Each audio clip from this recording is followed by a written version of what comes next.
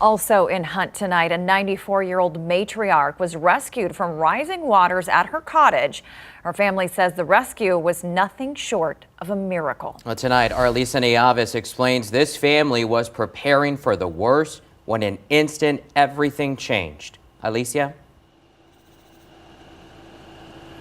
This cottage, Casa del Rio, was built around 100 years ago. The family stays at the big house, the main cottage, but the smaller one here is used as an Airbnb where others can come and stay. It was supposed to be a joyful July 4th holiday here, but it quickly turned into a desperate fight to survive. Nestled along the Guadalupe River in Hunt, Casa del Rio has long been a place of peace.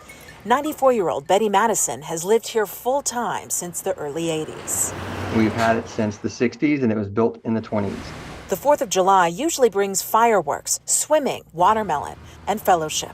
But this year, around 4 a.m., disaster came surging through their home. Threw open our door and said, "Hey, we're flooded, we got to get out." Barry, Betty's grandson, and several relatives and their dogs rushed into the attic as water came in. We could hear screams everywhere. I saw probably the most horrifying thing I've ever seen in my life, which was the water coming up through the wooden floors and the cracks silently, very quickly. When they looked outside at the river, cars trapped in rushing waters still had people inside. There were cars with their headlights on with people in them screaming, going down the river at the second level. Water began inching up the attic stairs. The family created a rope out of Christmas lights and tied them around the chimney, planning their escape. Then came a miracle. The water began to recede. It dropped a foot, and then it dropped 3 feet, and then it kept going. The whole time, Grandma Betty sat quietly, praying in a chair. And Barry came by and he said, "Noni, do you want to pray?" And I said, yes. He prayed a beautiful prayer. Within a short time, probably 5-10 minutes, I'm not sure, the water began to recede. Everyone eventually sheltered at a nearby church until that evening when the National Guard arrived to get them out. At 94, she was pulling herself up. When you're under pressure like that, you do a lot of things. I had help from the National Guard, but they told me to go up, so that was what I did.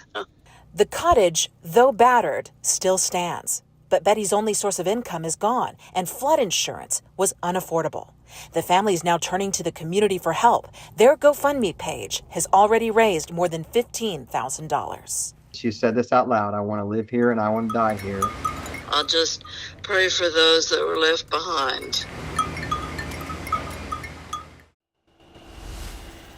On July 4th, the family found at least 3 people clinging for life on the cypress trees on their property, including one of their neighbors. July 4th, 2 couples were staying in this smaller cottage. They had to maneuver their way underwater just to get to the front door, and they made it to the roof.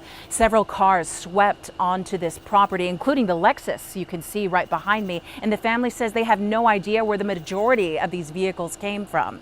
We have their GoFundMe link ready to go on our website, KENS5.com. Just look for this story. Live in Hunt, Alicia Nieves, KENS 5.